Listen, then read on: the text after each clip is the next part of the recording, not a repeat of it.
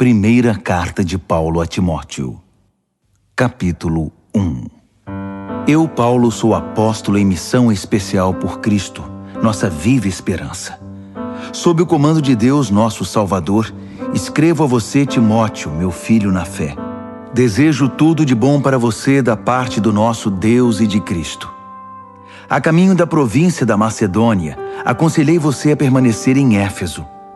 Pois bem, não mudei de ideia. Fique firme no comando, de modo que o ensino continue a ser ministrado. Ao que parece, alguns que ensinam aí estão introduzindo lendas e relatos genealógicos fantasiosos inúteis, em vez de conduzir o povo ao equilíbrio e aprofundá-los na fé e na obediência.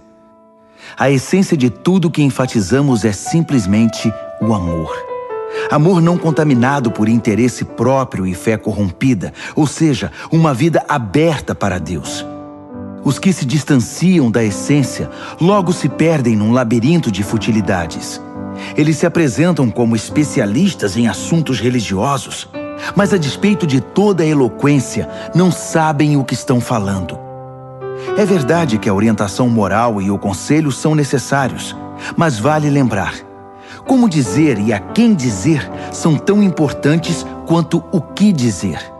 É óbvio que o código da lei não é dirigido a pessoas responsáveis, mas aos irresponsáveis que desafiam a autoridade e não pensam no que é certo a respeito de Deus, da vida, do sexo, da verdade e assim por diante. Eles desdenham da mensagem que o grande Deus me incumbiu de transmitir. Sou grato a Jesus Cristo, que me julgou capaz de cumprir esta tarefa, mesmo que eu não merecesse confiança. Você sabe, Ele me confiou este ministério. As únicas credenciais que eu trouxe foram agressão, intolerância e arrogância. Mas fui tratado com misericórdia, porque não sabia o que estava fazendo. Não sabia contra quem lutava. A graça, misturada com a fé e o amor, foi derramada sobre mim e dentro de mim. E tudo por causa de Jesus. Aqui está uma palavra que você pode levar no coração e confiar nela. Jesus Cristo veio ao mundo para salvar os pecadores. Eu sou a prova, o pecador público número 1, de alguém que jamais conseguiria nada, a não ser por pura misericórdia. E agora Ele me apresenta como prova de sua paciência sem fim aos que confiam nele para sempre. Profunda honra e esplendorosa glória ao Rei de todos os tempos, Deus único, imortal, invisível, sempre e sempre. Amém. Estou passando essa tarefa a você, meu filho Timóteo. A palavra profética dirigida a você nos preparou para isso. Todas aquelas orações serão atendidas para que você faça um bom trabalho e seja destemido em sua luta e apegado à fé. Afinal, estamos numa guerra. Alguns, você sabe, por relaxar na firmeza e por pensar que qualquer coisa é válida, fizeram da vida de fé uma bagunça. Himeneu e Alexandre estão entre eles. Eu os entreguei a Satanás para que aprendam a não blasfemar. 1 Timóteo, capítulo 2. A primeira coisa que quero que você faça é orar. Ore como souber por todos os que você conhece. Ore especialmente pelos líderes e seus governos, para que governem bem, de modo que estejamos tranquilos quanto à nossa vida simples, em contemplação humilde. É assim que o Deus Salvador quer que vivamos. Ele quer que não somente nós, mas todos sejam salvos e conheçam a verdade que nós aprendemos. Que existe um Deus, apenas um, e um sacerdote mediador entre Deus e nós, Jesus, que se ofereceu em resgate por todos os prisioneiros do pecado para libertá-los. Pouco a pouco as notícias vão se espalhando, e esta tem sido minha única tarefa: levar essas notícias aos que nunca ouviram nada a respeito de Deus e explicar como a mensagem opera, pela fé simples e pela verdade singela. Considerando que a oração está na base de tudo isso, o que mais quero é que os homens orem, em vez de ficar brigando como inimigos, e levantem mãos santas para Deus. Quero também que as mulheres tenham sua participação, portando-se com humildade na presença de Deus, sem obsessão por ficar se enfeitando na frente do espelho ou correndo atrás da última moda, mas fazendo um belo trabalho para Deus, tornando-se belas dessa maneira. Não permito que as mulheres assumam o comando e digam aos homens o que fazer. Elas devem ficar quietas e obedientes, como os demais. Adão foi feito primeiro, depois Eva. A mulher foi enganada primeiro. Foi a pioneira no pecado. E Adão imediatamente depois. Mas o ato de dar à luz trouxe salvação, invertendo a situação de Eva. No entanto, a salvação vem apenas para os que perseveram na fé, no amor e na santidade. E isso os torna maduros. Tenha certeza disso. 1 a Timóteo, capítulo 3. Se alguém deseja ser líder na igreja, ótimo, mas há algumas condições. Deve ser alguém de boa reputação, fiel à esposa, de fácil relacionamento e hospitaleiro. Deve entender do que fala, não ser muito chegado em vinho e não ser controlador, mas gentil. Não deve ser sensível demais a críticas, nem movido pela ganância. Deve administrar bem seus negócios, ser atencioso para com os filhos e respeitado por eles. Pois se alguém não é capaz de lidar com os próprios negócios, como poderá cuidar da igreja de Deus? Não deve ser novato na fé, para que a posição não suba a cabeça, e assim não caia na armadilha do diabo. O mesmo vale para os que querem servir em outras funções na igreja. Cristãos sérios, sem falsidade e não muito chegados em vinho, e que não estejam no ministério pensando em ganho pessoal.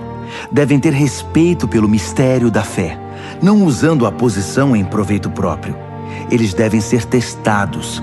Se mostrarem que são capazes, que assumam sua função. Nenhuma exceção deve ser feita às mulheres. Para elas, as mesmas qualificações, sérias e confiáveis. Não devem ser faladeiras, nem muito chegadas em vinho. Quem serve na igreja deve ter compromisso com o cônjuge, ser atencioso com os filhos e cuidadoso nos negócios. Os que cumprem devidamente o papel de servo serão respeitados, um crédito verdadeiro para a fé em Jesus.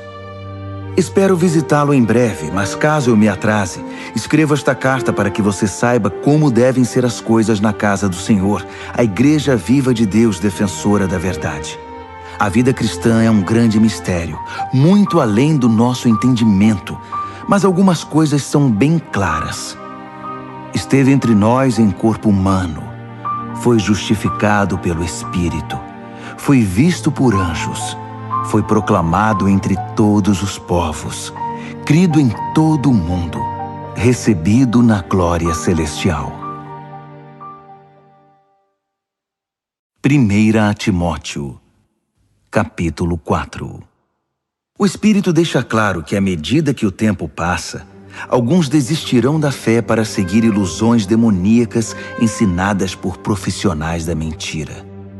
Esses impostores mentem tão bem e há tanto tempo que perderam toda a noção de verdade. Eles vão proibir o casamento, vão dizer que não se pode comer este ou aquele alimento, comida perfeitamente boa que Deus criou para ser ingerida com alegria e ação de graças pelos que conhecem a verdade. Tudo que Deus criou é bom e deve ser recebido com gratidão. Nada deve ser rejeitado ou jogado fora. A palavra de Deus e nossas orações tornam santo tudo que faz parte da criação. Você foi criado na mensagem da fé e se orienta por ensinos saudáveis. Agora passe adiante este conselho aos seguidores de Jesus e você será um bom servo dele. Afaste-se de histórias tolas que se disfarçam de religião. Exercite-se diariamente em Deus. Por favor, nada de flacidez espiritual. Exercitar-se numa academia é útil, mas a vida disciplinada em Deus é mais proveitosa e deixa você em forma hoje e para sempre. Pode acreditar. Guarde isso no coração. É por isso que nos lançamos de corpo e alma nesta aventura. Confiamos no Deus vivo, Salvador de todos os homens e mulheres, especialmente dos que creem. Transmita estas palavras, ensine todas essas coisas e não permita que ninguém o despreze pelo fato de você ser jovem. Ensine os cristãos com a vida, pela palavra, pelo procedimento, pelo amor, pela fé, pela integridade. Continue lendo as Escrituras, aconselhando, ensinando. Quanto ao dom especial do ministério concedido quando os líderes da igreja impuseram as mãos sobre você, mantenha-o puro e ativo. Cultive estas coisas. Mergulhe nelas. Todos perceberão quanto você amadureceu. Fique firme em seu caráter e em seu ensino. Não se desvie. Apenas fique firme. Você e seus ouvintes vão experimentar a salvação. 1 Timóteo, capítulo 5. Não seja grosseiro nem impaciente com o ancião. Trate-o como se fosse seu pai e os jovens como se fossem seus irmãos. Respeite as mulheres idosas como respeitaria sua mãe e as jovens como se fossem suas irmãs. Cuide das viúvas que não têm recursos. Se uma viúva tem parentes que podem cuidar dela, eles devem aprender que a religião começa em casa e que devem retribuir com gratidão pelo que têm recebido. Isso agrada muito a Deus. Você pode considerar viúva legítima aquela que deposita toda a esperança em Deus e ora constantemente pelas necessidades dos outros e pelas necessidades dela. Mas uma viúva que explora as emoções e o bolso dos outros, não há o que fazer com ela. Ensine estas coisas ao povo para que todos saibam como agir em família. Qualquer um que não cuide dos membros necessitados da família está rejeitando a fé. É pior que se recusar a crer. Designe algumas viúvas para o ministério especial de dar assistência. Elas deverão receber em retribuição sustento da igreja. Elas devem ter mais de 60 anos de idade e um único casamento. Devem ter reputação de saber criar os filhos, ajudar as pessoas de fora e os cristãos desanimados, aflitos e problemáticos. Não inclua viúvas jovens nessa lista. Tão logo sejam incluídas na lista, vão querer sair dela, mais dispostas a arrumar outro marido que a servir a Cristo dessa maneira. E ao quebrar sua palavra, corre um risco de ir de mal a pior, desperdiçando seu tempo em conversas fúteis e fofocas. Não. Prefiro que as viúvas jovens sigam a vida, se casem, tenham filhos, administrem o lar e não deem motivos aos seus críticos para acharem nelas alguma falta. Algumas delas já se desviaram seguindo Satanás.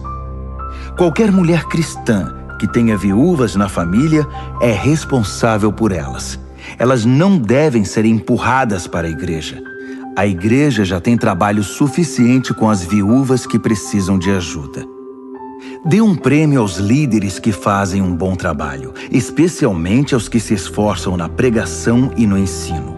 As Escrituras dizem: não amordace o boi que trabalha, e o trabalhador merece seu salário.